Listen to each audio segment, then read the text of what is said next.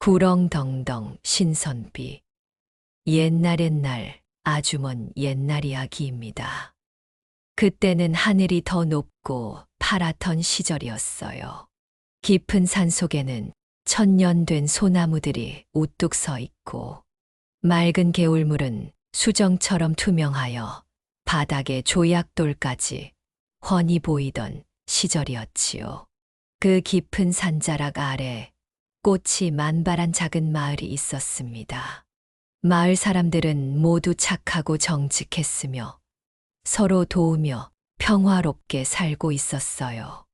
그 마을에서도 가장 끝자락 복숭아꽃이 만발한 작은 집에 김 씨와 그의 아내가 살고 있었습니다. 김 씨는 부지런하고 성실한 농부였어요. 매일 새벽같이 일어나 밭에 나가 정성스럽게 농사를 지었고 그의 아내는 마음씨가 한없이 고운 여인이었습니다. 이웃들이 어려움에 처하면 언제나 따뜻한 밥 한 그릇, 정성스런 반찬 한 접시를 나누어 주곤 했지요. 두 사람은 결혼한 지 벌써 10년이 넘었지만 아직 자식이 없었습니다. 매일 아침 김씨 부부는 뒷산 정상에 있는 산신당에 올라가 정성스럽게 빌었어요. 깨끗한 정화수 한 그릇과 하얀 백설기를 정성스럽게 준비해서 말이지요. 산신령님, 부디 저희에게 자식 하나만 내려주세요. 저희가 온 정성을 다해 키우겠습니다. 착하고 효성스러운 아이로 기르겠습니다. 저녁이면 마당에 나와 밝은 달림을 보며 간절히 소원을 빌었지요. 별이 총총한 밤하늘을 보며 눈물로 기도하는 날도 많았답니다. 하지만 봄이 오고 여름이 지나고 가을 단풍이 들고 겨울 눈이 내려도 해가 갈수록 두 사람의 마음은 더욱 무거워져만 갔습니다. 그런데 바로 그때 기적 같은 일이 일어나려 하고 있었습니다. 제1장 신비한 만남. 어느 이른 아침 김씨 아내가 물동이를 이고 마을 우물가로 향했어요. 그런데 우물 근처에서 이상한 일이 벌어졌습니다. 어머나, 저게 뭐지? 우물가에 커다란 구렁이 한 마리가 다리를 틀고 있었어요. 그런데 그 구렁이는 보통 구렁이가 아니었습니다. 몸에서 은은한 빛이 나고 눈빛이 마치 사람처럼 영롱했거든요. 어머, 무서워라. 어떻게 하지? 아내가 뒤로 물러서려는 순간 구렁이가 천천히 몸을 일으키며 고개를 끄덕였어요. 마치 인사를 하는 것 같았지요. 그때였습니다. 김씨 부인이여, 두려워하지 마시오. 그 구렁이를 집으로 데려가시오. 당신들의 간절한 소원이 이루어질 것이니. 아내는 무릎이 후들거렸지만 이상하게도 마음 한편으로는 따뜻한 감정이 들었어요. 혹시 우리 소원을 들어주신 건가요? 구렁이는 다시 한번 고개를 끄덕이더니 아내를 따라 집으로 향했습니다. 제2장 구렁덩덩 신선비의 정체. 여보, 이게 무슨 일이오? 구렁이를 왜 집으로? 당신, 하늘에서 소리가 들렸어요. 이 구렁이를 데려오라고 하시더라고요. 김 씨는 반신반의했지만 부인의 말을 믿기로 했어요. 그들은 구렁이를 위해 따뜻한 방 한 칸을 마련해 주었습니다. 그날 밤 신기한 일이 벌어졌어요. 어머니, 아버지, 놀라지 마십시오. 어머나, 말을 하다니. 저는 구렁덩덩 신선비라고 합니다. 하늘나라에서 내려온 신선이지요. 어머니 아버지의 간절한 기도를 듣고 하늘 옥황상제께서 저를 이 집의 아들로 보내주신 것입니다. 정말 우리 아들이란 말이오? 네, 그렇습니다. 비록 이 모습이지만 저는 효심이 깊고 착한 마음을 가지고 있습니다. 앞으로 두 분께 효도하며 살겠습니다. 김 씨 부부는 눈물을 흘리며 구렁덩덩 신선비를 진짜 아들처럼 받아들였어요. 신선비는 집안일을 도와주고 농사일에도 신통한 조언을 해주었습니다. 아버지, 올해는 콩을 많이 심으세요. 올가을에 큰 수확을 거두실 것입니다. 어머니, 제가 약초를 구해왔어요. 이걸 달여서 드시면 건강해지실 거예요. 제3장, 혼담과 거절. 3년의 세월이 흘렀어요. 구렁덩덩 신선비는 이제 장성한 청년이 되었습니다. 어느 날 신선비가 부모님께 말했어요. 어머니, 아버지, 저도 이제 장가를 가고 싶습니다. 장가, 하지만 너는 사또댁 셋째 따님과 혼인하고 싶습니다. 아니야, 그럴 수는 없어. 내가 아무리 착하고 훌륭해도 겉모습이. 어머니, 진정한 사랑은 겉모습에 있지 않습니다. 저를 믿어주세요. 김 씨 부부는 고민 끝에 사또댁으로 청혼을 하러 갔어요. 사또님, 저희 아들이 따님과 혼인하고 싶다고 합니다. 호호, 좋지요. 어디 신랑감을 한번 보겠소. 하지만 구렁이 모습의 신선비를 본 사또댁 식구들은 모두 기겁했어요. 안 돼요. 절대 안 돼. 으악, 무서워요. 저는 절대 그런 신랑은 싫어요. 제4장 셋째 딸의 결단. 하지만 셋째 딸 연화는 달랐어요. 그녀는 조용히 구렁이를 바라보며 말했습니다. 아버지, 저는 괜찮습니다. 뭐, 연화야, 너 정신이 있느냐? 겉모습보다 중요한 것은 마음입니다. 이 구렁이님의 눈빛을 보니 매우 착하고 따뜻한 마음을 가지고 계신 것 같아요. 그리고 부모님께서 정해주신 인연이라면 저는 기꺼이 받아들이겠습니다. 연화님, 고맙습니다. 평생 당신을 소중히 여기겠습니다. 사또는 딸의 결심을 보고 혼인을 허락했어요. 마을 사람들은 모두 수군거렸지만 연화는 의연했습니다. 혼례식이 열렸어요. 마을 사람들은 신기해하며 구경했고 구렁덩덩 신선비와 연화는 정식으로 부부가 되었습니다. 제5장 신비한 변신. 첫날 밤 신방에서 연화는 떨리는 마음으로 기다렸어요. 신선비님, 무서워하지 않으니까 편하게 계세요. 그때였습니다. 구렁이가 천천히 허물을 벗기 시작했어요. 허물이 벗겨지면서 그 안에서 세상에서 가장 아름다운 청년이 나타났습니다. 연화님, 놀라셨나요? 저의 진짜 모습입니다. 어머, 세상에 이렇게 아름다우신 분이. 저는 하늘나라의 신선입니다. 당신의 착한 마음에 감동받아 진짜 모습을 보여드리는 것입니다. 두 사람은 서로 사랑에 빠졌고 그날 밤을 행복하게 보냈어요. 연화님, 한 가지 약속해 주세요. 무엇이든 말씀하세요. 제가 벗어놓은 허물을 절대 태우거나 버리면 안 됩니다. 만약 허물을 잃어버리면 저는 다시 하늘나라로 돌아가야 해요. 알겠어요. 절대 그런 일이 없도록 조심하겠습니다. 하지만 새벽이 되자 신선비는 다시 구렁이 모습으로 돌아갔어요. 낮에는 이 모습으로 지내야 합니다. 밤에만 사람 모습이 될 수 있어요.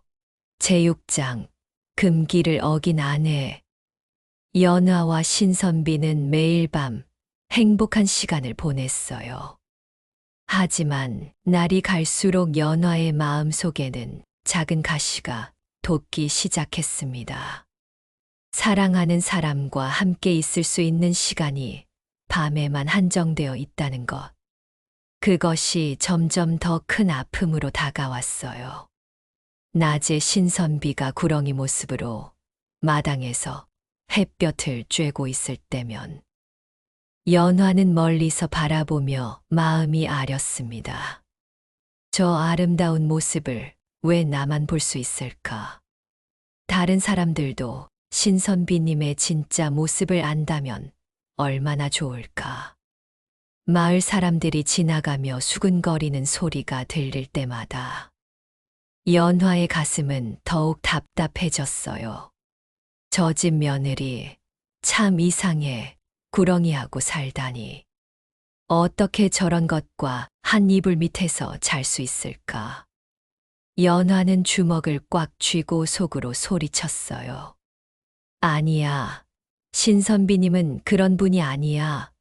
세상에서 가장 훌륭하고 아름다운 분이라고. 하지만 그 억울함을 누구에게도 말할 수 없다는 것이 더욱 괴로웠습니다. 어느 날 밤, 연화는 신선비의 잠든 얼굴을 바라보며 눈물을 흘렸어요. 이 아름다운 얼굴을 왜 낮에는 볼 수 없을까? 우리가 함께 장터에 나가서 손을 잡고 걸을 수는 없을까? 다른 부부들처럼 하루 종일 함께 웃고 이야기할 수는 없을까? 시간이 흐를수록 연화의 마음속 갈망은 더욱 커져만 갔어요. 그리고 어느 순간부터는 신선비가 당부한 말이 자꾸만 되뇌어졌습니다. 허물을 태우면 안 된다고 하셨지. 하지만 왜일까? 혹시 허물을 태우면 영원히 사람 모습으로 있을 수 있는 건 아닐까? 연화는 밤마다 이 생각으로 잠 못 이루는 날이 많았어요. 사랑하는 사람을 온전히 소유하고 싶다는 마음, 세상 사람들에게 자랑하고 싶다는 마음, 그리고 무엇보다 하루 24시간을 함께하고 싶다는 간절한 마음이 연화의 이성을 점점 흐려갔습니다. 어느 날 신선비가 밭일을 하러 나간 사이 연화는 혼자 방 안에 앉아 허물이 든 상자를 바라보았어요. 마음이 쿵쾅쿵쾅 뛰었습니다. 손이 떨렸어요. 만약에 이걸 태우면 어떻게 될까? 연화는 상자를 열었습니다. 그 안에는 은빛으로 빛나는 구렁이 허물이 곱게 접혀 있었어요. 허물을 만지는 순간 연화의 마음 속에서는 두 가지 목소리가 싸우기 시작했습니다. 한 목소리는 말했어요. 하지 마. 신선비님께서 그러지 말라고 하셨잖아. 믿음이 중요해. 다른 목소리는 속삭였어요. 이렇게 하면 우리가 진짜 행복해질 수 있어. 더 이상 숨어 살 필요가 없어. 당당하게 사랑할 수 있어. 연화는 허물을 가슴에 안고 한참을 울었어요. 신선비님, 미안해요. 하지만 이게 우리를 위한 일이에요. 나는 당신을 너무 사랑해서 이렇게라도 해야겠어요. 마침내 연화는 떨리는 손으로 허물을 들고 부뚜막으로 향했습니다. 그 순간 연화의 마음 속에는 두려움과 기대감이 동시에 밀려왔어요. 잘못된 일을 하는 건 아닐까 하는 불안감과 이제 진짜 행복해질 수 있어 하는 설렘이 뒤엉켜 있었습니다. 연화는 눈을 감고 허물을 불 속에 던져 넣었어요. 허물이 파란 불꽃을 내며 타올랐습니다. 그 순간 연화는 무언가 돌이킬 수 없는 일을 저질렀다는 것을 깨달았어요. 가슴이 철렁 내려앉았습니다. 내가 뭘 한 거지? 바로 그때 밖에서 신선비의 고통스러운 신음소리가 들려왔어요. 연화는 그제야 자신이 얼마나 큰 실수를 저질렀는지 깨달았습니다. 사랑한다는 이름으로, 함께 있고 싶다는 마음으로 가장 소중한 것을 파괴해버린 것이었어요. 제7장 이별과 후회. 신선비가 급히 집으로 돌아왔어요. 온몸에서 힘이 빠져나가는 것을 느끼며 비틀거렸습니다. 연화님, 허물을 어떻게 하셨나요? 신선비의 목소리는 이미 약해져 있었어요.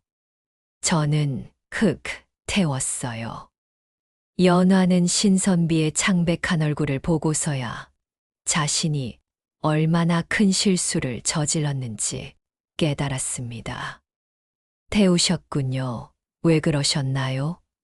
분명히 말씀드렸는데.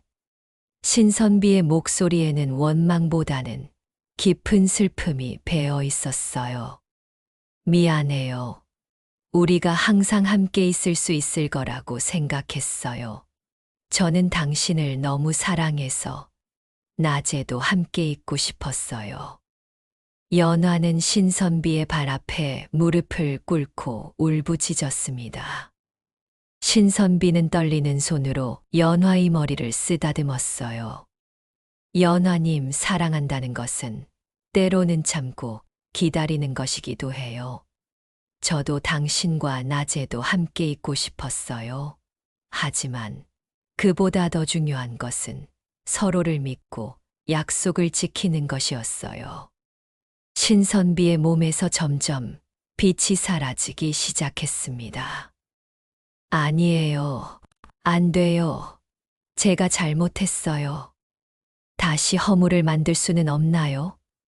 다른 방법은 없나요? 연화는 신선비의 손을 꽉 잡고 매달렸어요. 그때 갑자기 하늘에서 천둥 소리가 울려 퍼졌습니다. 구렁덩덩 신선비야, 때가 되었다. 하늘나라로 돌아오너라. 옥황상제의 목소리였어요. 신선비는 하늘을 올려다보며 고개를 끄덕였습니다. 연화님, 이제 정말 가야 해요. 하지만 제가 가기 전에 들어주세요. 무엇이든 말씀하세요. 뭐든지 할게요. 신선비는 연화의 두 손을 잡고 진지하게 말했어요. 저를 원망하지 마세요. 그리고 자책하지도 마세요. 사랑은 실수를 용서하는 것이니까요. 하지만 당신을 떠나보내기 싫어요. 연화의 목소리는 흐느껴 말을 이을 수 없었습니다. 언젠가 다시 만날 수 있을 거예요. 진정한 사랑이라면 시간과 공간을 뛰어넘을 수 있어요. 그때까지 건강하게 계세요. 그리고 저를 기다려주세요. 신선비가 말을 마치자 하늘에서 오색 구름이 내려왔어요. 신선비의 몸이 점점 투명해지기 시작했습니다. 안 돼요. 가지 마세요. 저를 두고 가지 마세요. 연화는 신선비를 붙잡으려 했지만 손은 허공만 휘저었어요. 연화님, 사랑해요. 신선비의 마지막 말과 함께 그는 구름을 타고 하늘로 올라갔습니다. 연화는 하늘을 향해 두 팔을 뻗으며 절규했어요. 신선비님, 돌아와요. 제발 돌아와요. 하지만 신선비는 이미 구름 속으로 사라지고 있었습니다. 연화는 그 자리에 주저앉아 하루 종일 울었어요. 저녁이 되어서야 김씨 부부가 연화를 발견했습니다. 연화야, 일어나거라. 감기 들겠다. 어머님, 제가 모든 걸 망쳤어요. 연화는 시어머니 품에 안겨 어린아이처럼 울었어요. 시아버지도 눈물을 훔치며 말했어요. 우리 며느리, 너무 자책하지 마라. 내가 나쁜 마음으로 한 일이 아니지 않느냐. 사랑하는 마음이 너무 커서 그런 거지. 하지만 연화의 마음은 쉽게 위로받지 못했어요. 그날 밤부터 연화는 밥도 제대로 먹지 못하고 잠도 이루지 못하는 날들이 계속되었습니다. 신선비가 앉아있던 마루를 바라보며 함께 바라보던 달을 혼자 바라보며 매일매일이 후회와 그리움의 연속이었어요. 일주일이 지났어요. 연화는 신선비가 처음 나타났던 우물가로 갔습니다. 혹시 신선비가 다시 나타나지 않을까 하는 희망을 품고 말이에요. 하지만 우물가에는 맑은 물만 고요히 있을 뿐이었습니다. 신선비님, 정말 다시 만날 수 있을까요? 연화는 우물에 비친 자신의 얼굴을 보며 중얼거렸어요. 그 얼굴은 이미 많이 야위어 있었습니다. 한 달이 지났어요. 연화는 조금씩 일상으로 돌아가려 노력했지만 신선비의 흔적이 있는 모든 곳에서 눈물이 났어요. 특히 밤이 되면 더욱 견디기 힘들었습니다. 신선비와 함께 보냈던 그 달콤한 시간들이 이제는 가슴 아픈 추억이 되어버렸거든요. 어느 날 밤, 연화는 신선비가 남긴 것들을 정리하기 시작했어요. 신선비가 읽던 책, 신선비가 써준 편지, 함께 마시던 찻잔, 하나하나 만질 때마다 추억이 밀려왔습니다. 그 중에서 연화는 신선비가 써준 시 한 편을 발견했어요. 달빛 아래 꽃잎처럼 그대 미소 아름다워. 비록 이별 아픔 있어도 사랑은 영원하리라. 연화는 그 시를 읽으며 또다시 눈물을 흘렸어요. 하지만 이번에는 절망이 눈물이 아니었습니다. 신선비가 마지막에 한 말이 떠올랐거든요. 언젠가 다시 만날 수 있을 거예요. 연화는 그날 밤 결심했어요. 신선비를 기다리기로 말이에요. 얼마나 오래 걸리든, 얼마나 힘들든 진정한 사랑을 증명해 보이기로 했습니다. 다음 날부터 연화는 매일 산에 올라 하늘을 바라보며 기도하기 시작했어요. 신선비님, 저는 여기서 기다리고 있어요. 언젠가 다시 만날 그날까지 변하지 않겠어요. 마을 사람들은 연화를 안쓰럽게 바라보았지만 연화의 마음은 이제 확고했습니다. 후회와 자책 대신 희망과 믿음을 선택한 것이었어요. 그렇게 연화의 긴 기다림이 시작되었습니다. 제8장 기다림과 재회.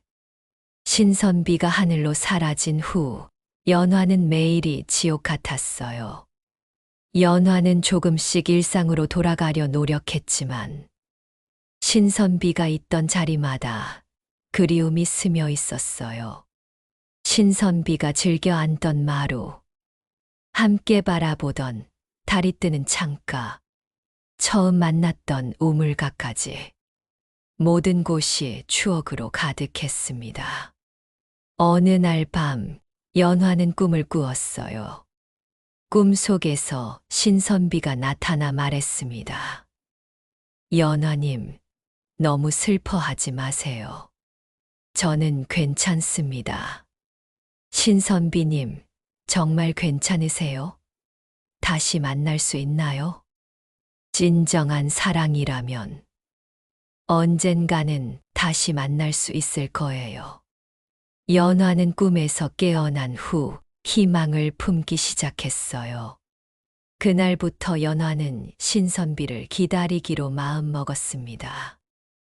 6개월이 지났어요. 연화는 매일 아침 산에 올라 하늘을 바라보며 기도했어요. 신선비님, 어디 계세요?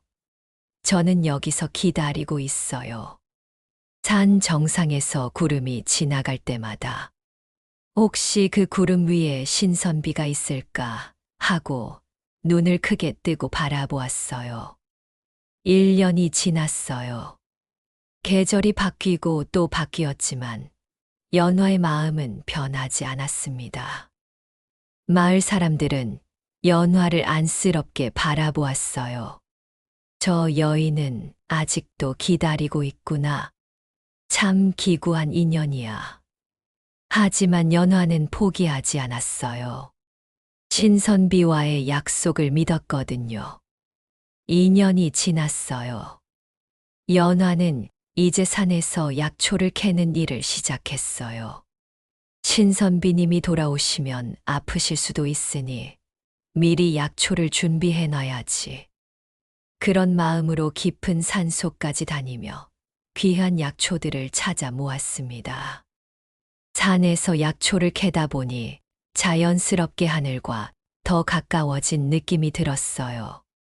신선비님, 저 여기 있어요. 보이세요?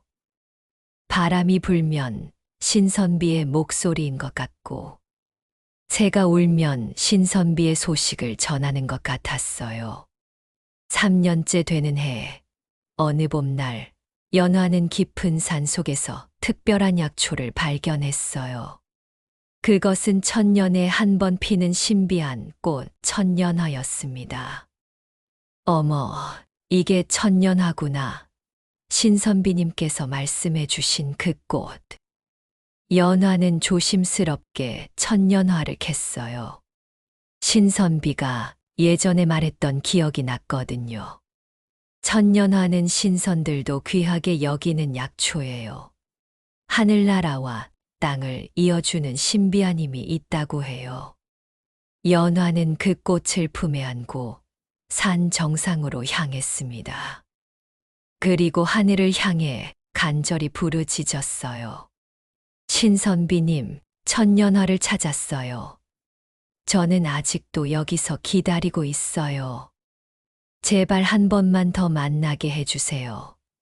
저는 진짜 뉘우치고 있어요. 연화의 목소리는 깊은 산 전체에 울려 퍼졌습니다. 그때였어요. 갑자기 하늘에서 오색 구름이 내려오기 시작했어요. 구름 속에서 익숙한 목소리가 들려왔습니다. 연화님, 이 목소리는 신선비님. 구름이 걷히자 그곳에는 더욱 아름다워진 신선비가 서 있었어요. 이제는 온몸에서 은은한 빛이 나고 있었습니다. 신선비님, 정말 신선비님이세요? 연화는 뛰어가서 신선비를 꼭 안았어요. 연화님, 보고 싶었어요. 저도요. 정말 보고 싶었어요. 다시는 헤어지지 않을 수 있나요?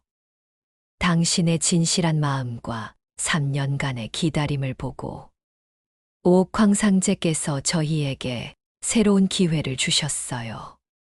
하지만 이번에는 조건이 있어요. 무슨 조건이든 괜찮아요. 말씀해 주세요. 저와 함께 신선의 세계로 가야 해요. 그곳에서는 영원히 함께 있을 수 있지만 다시는 이 땅으로 돌아올 수 없어요. 연화는 잠시 망설였어요.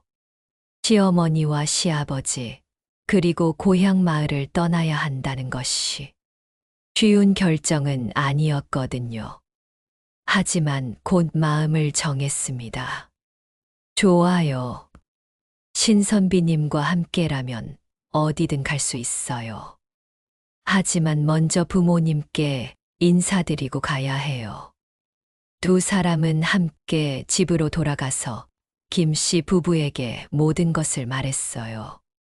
어머니, 아버지, 그동안 불효했습니다. 이제 하늘나라로 가야 해요. 김 씨 부부는 눈물을 흘리면서도 두 사람을 축복해 주었어요. 우리 아들, 그동안 고생 많았다. 이제 행복하게 살아라. 연화야, 우리 며느리, 고마웠다. 우리 아들 잘 부탁한다. 마을 사람들도 모두 나와서 신선비와 연화를 배웅했어요. 이제는 모두가 신선비의 진짜 모습을 볼 수 있었거든요. 저런 정말 아름다운 신선이었구나. 연화가 진짜 복이 많은 아이였네. 드디어 이별의 시간이 왔어요. 신선비와 연화는 오색 구름을 타고 하늘로 올라갔습니다. 구름 위에서 내려다본 고향 마을은 점점 작아져 갔어요. 신선비님, 후회하지 않을게요. 연화님, 저도 이제 진짜 행복해요. 두 사람은 신선의 세계에서 다른 신선들의 축복을 받으며 정식으로 신선 부부가 되었습니다. 그곳에서는 시간의 흐름도 다르고 계절의 변화도 더욱 아름다웠어요. 무엇보다 두 사람은 24시간 내내 함께 있을 수 있었습니다. 신선비와 연화는 하늘나라에서 오래오래 행복하게 살았답니다. 가끔 구름 사이로 고향 마을을 내려다보며 고마웠던 부모님과 마을 사람들을 생각했어요. 그리고 하늘에서 그들을 지켜주었답니다. 진정한 사랑은 시련을 이겨내고 서로를 믿고 기다리는 마음에서 완성된다는 것을 보여준 아름다운 이야기였어요.